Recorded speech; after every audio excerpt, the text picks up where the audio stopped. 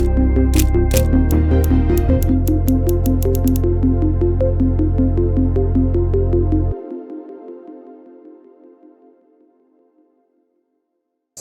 yeah, we're going to skip lunch. I'm just kidding. So my name is Anirudh Dinesh. I'm a research fellow at the Governance Lab in the Burn Center for Social Change. We're a non-partisan action research lab based at Northeastern University in Boston and at New York University. And our mission is to change the way that governance institutions work in order to improve people's lives. And we do that by understanding how can we use new technologies to make the process of governing smarter, for lack of a better phrase. I want to thank Stephen and Elise and Camille and everyone who's brought us together today. I'm very honored to be speaking with you. I have two tasks. One is I will tell you a little bit about the projects that I've written about in the handbook called Smarter Crowdsourcing, but I'll also try and sort of summarize what everybody who's gone before me has said. And so the first part of my presentation, I think, will do a little bit of that, but I also have some notes from all the previous speakers, so forgive me if I'm peering into my notes from time to time. So I think this is something that everybody has said, right? We're tackling very large, global, complex problems, what we would call wicked problems. And wicked problems are those that have no clear solutions, several interrelated root causes. There's often no consensus on what all of these root causes are even. And these are the kind of problems like climate change, like gender inequality, racial discrimination, all of these complex global poverty that we're trying to tackle, for which there are no clear solutions. And combined with the fact that poll after poll shows that trust in government is on the decline or is sort of stable but at a very low level, it means that people don't trust governments to solve these problems. And so what governments need to do is to find governments and institutions like governments need to find new ways of working that are compatible with 21st century problems and use new technologies and new ways of working and mindsets to try and tackle these problems.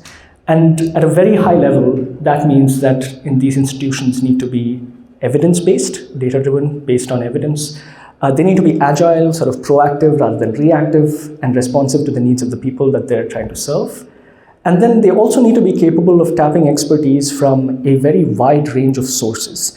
And I think in one way or the other, we've heard from everybody who's spoken before me about the importance of that third bit, right? Like, why should we engage a large and diverse population? It obviously has many useful mathematical reasons to do it, as Emil was talking about. It cancels out our errors and magnifies what we know, our knowledge. And it also brings together many new perspectives, which is what we're often looking for in a democracy, and helps us build consensus towards solving problems.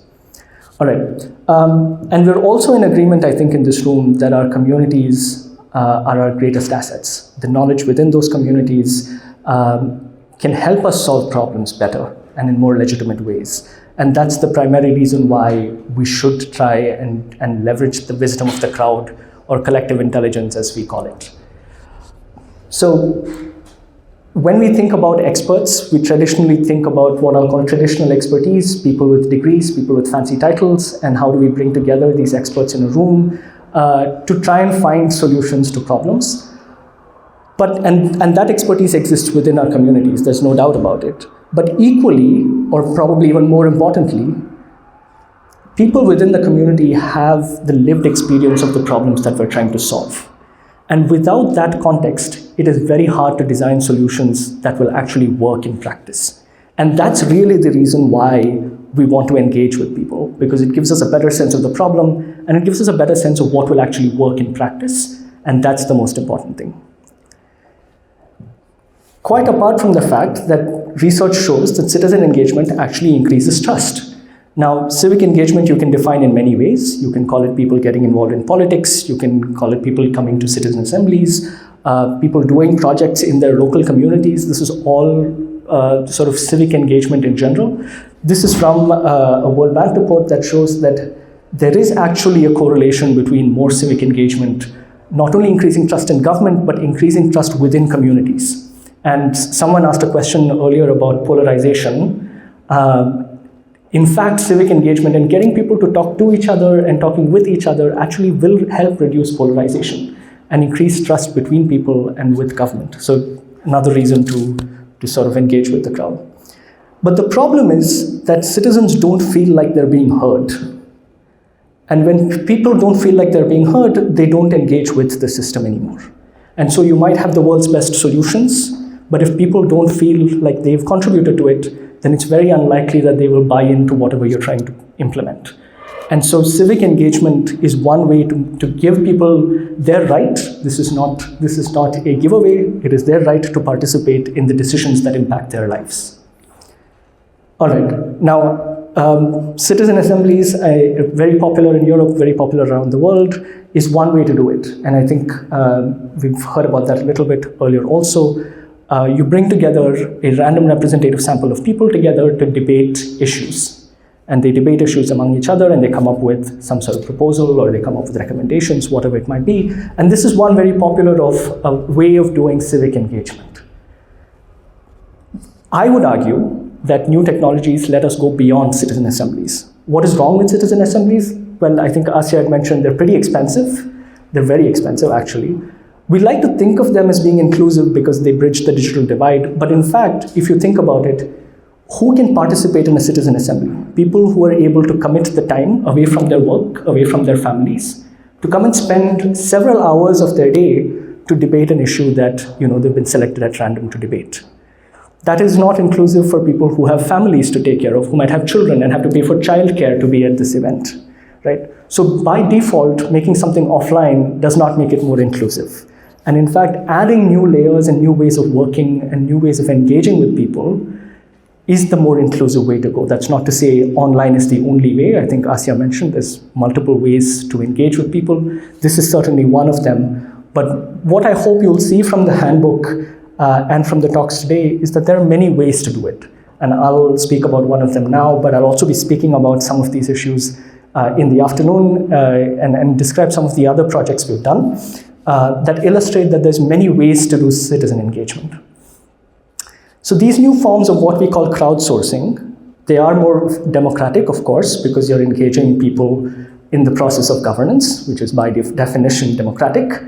But more importantly, they're effective. And we like to believe that they're more impactful. And if it's not those last two things, if they're not effective and legitimate, then it's not really working. We don't want to be doing crowdsourcing for the sake of crowdsourcing. We want to do crowdsourcing because it leads to better outcomes. And I'm here to sort of argue, and I think everybody before me also, that it does in fact work, and it does in fact get you better outcomes. Now, what does that look like? You can put up a text box on the internet and ask people for feedback about any issue, and people will come and contribute. But that's not, I would argue, not really the way to do it. For example, there was a few years ago, they were trying to name a scientific shipping vessel that was going to the Arctic. And they asked the crowd, what should we name it? Does anybody remember what the crowd proposed? Boaty McBoatface, that's right. So people will come up with very creative, sort of funny answers when you put up an open text box on the internet. Just an aside, the White House used to have a similar open proposal mechanism where you can suggest serious policy decisions that you want the White House to take up. And if it reaches a certain number of votes, then the White House has to comment on it. And can anyone guess what the number one request from the public was? Marijuana. I'm sorry? Marijuana? Not marijuana. Not marijuana. It was to deport Justin Bieber back to Canada. and the second most popular, to build the Death Star from Star Wars. So if you just put up an open text box on the internet, you will get all sorts of funny answers. And so you need to design mechanisms of crowdsourcing that are more targeted, that are more smartly designed, and in a way that gives you the kind of information that you want to get from the crowd. That's not to say there's a wrong way to do crowdsourcing. The only wrong way I would argue to do crowdsourcing is to not do it. If you're not doing it, you're doing it wrong. And then we were just having this conversation outside during coffee. These methods need to be built keeping in mind the needs of the public who will be contributing. But equally, at the other end of that conversation, there's a decision maker who needs to be able to use this feedback in some way. If you bombard them with 15,000 comments from the public or 20,000 comments from the public, it is very difficult for somebody in a position of decision making to be able to do anything with this. So when we design these methods, we have to make sure that it's co-created with government in a way that fits into the ways that government works and in a way that meets the informational needs of the people who are supposed to make these decisions, right? All right, so this is one way to represent the policymaking cycle. And I think everybody who's spoken before me and most of the case studies in the handbook will fit somewhere in what we call the policymaking cycle. Citizen science would come in the evaluation phase. Forecasting would come somewhere around agenda setting, I'm guessing. You could probably use it in other places. Asya mentioned 2 or 3 examples actually that could fit in one of these stages. It's probably not very clear from the slide that you're seeing, but what's in the green is the informational needs at each stage of this policymaking cycle. And that need differs. What that means is that one method does not actually fulfill the needs of all of these stages. So if you're designing a crowdsourcing initiative, it has to be catered to the needs of each of these stages. So if you're a legislative assembly and you're trying to set the agenda for your parliament, there is one way to ask people, what do you think the agenda for this session of the parliament should be? Whereas if you're a local government trying to identify interesting solutions to a specific local problem, then there's a different way to do it. And there's a different way to do citizen science, and there's a different way to do legislative drafting, for example, all of which need very specifically tailored methods that cater to the needs of the person on the other end who's supposed to implement it. I'm going to skip some of these projects because we will talk about them in more detail in the afternoon. But those are from other stages of the policymaking cycle. What I'm going to talk about today and what you'll see in the handouts that were given to you about the case study in the handbook is about a project called Smarter Crowdsourcing. And it is the idea that in some cases, you do want to crowdsource very widely. You want to get millions of people to participate potentially, and you want to be able to do something with that kind of input, and where that kind of scale really helps. In other situations, we want to be crowdsourcing wisely. We want to target and curate sort of who's participating in that process in order to get some very specific outcomes, right? So how do we do this? All right, so in Smarter Crowdsourcing, we did this, we've done this several times. We did it during COVID in 2020, but even before then, I'm just going to take a step away from that specific case study to talk about when we did this, when the Zika outbreak happened 6 or 7 years ago. Does anybody remember the Zika virus? Mosquito-borne disease, was close to a pandemic. In Latin America and in many parts of Africa, in fact.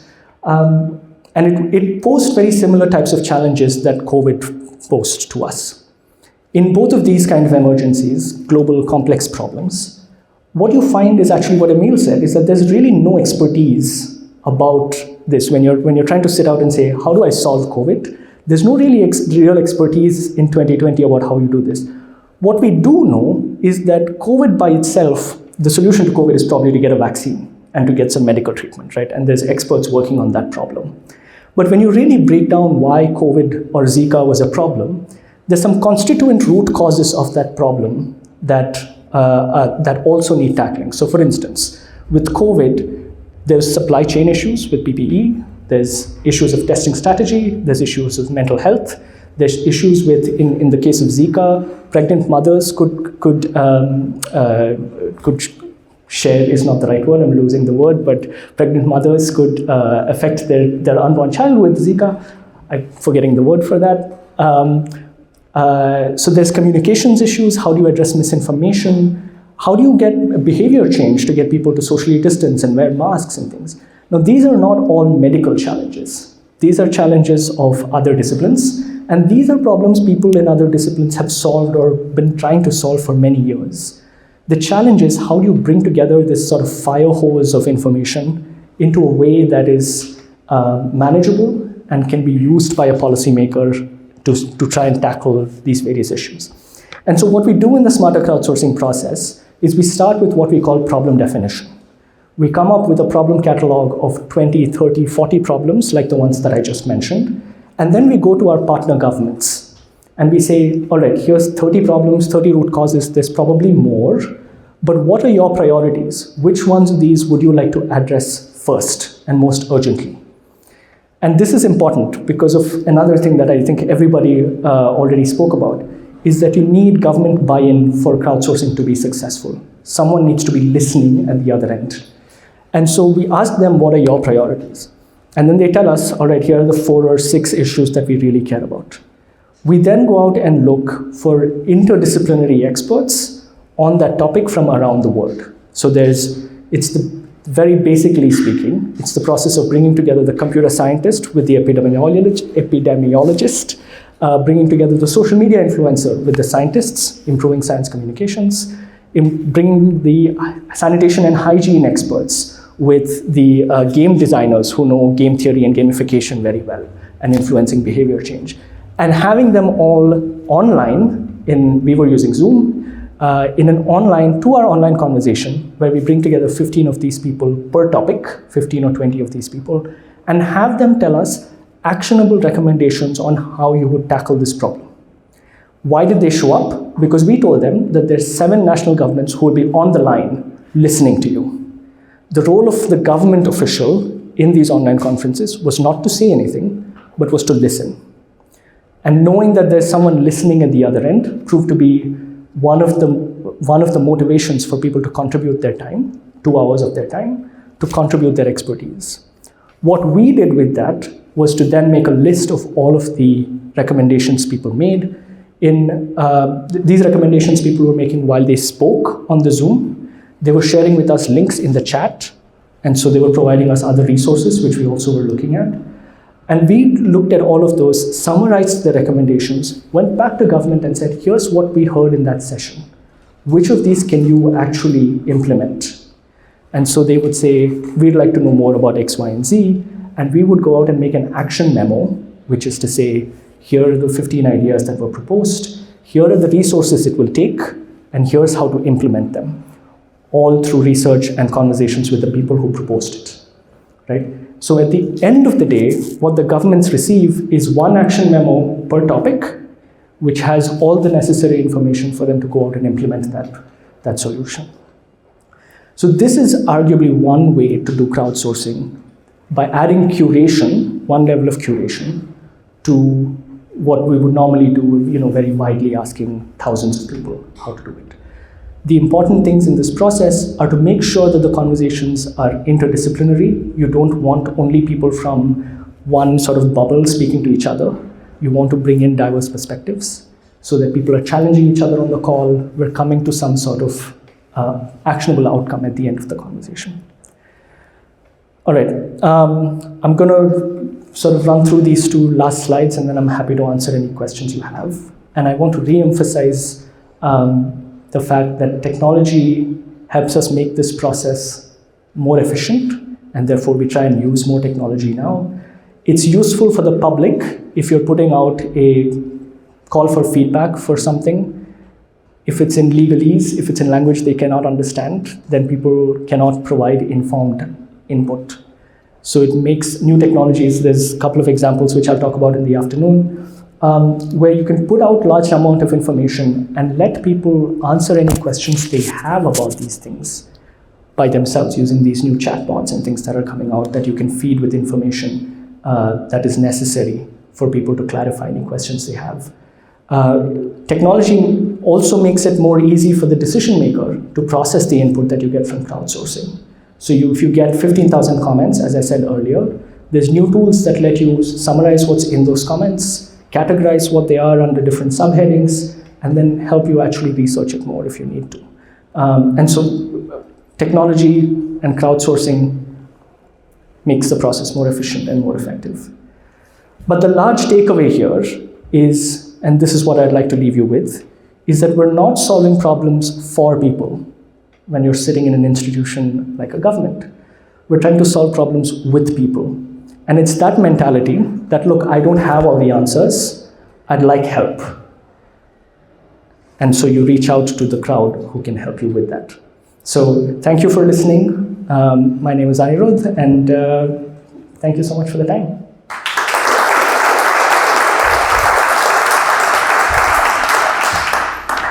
Thank you, Anirudh.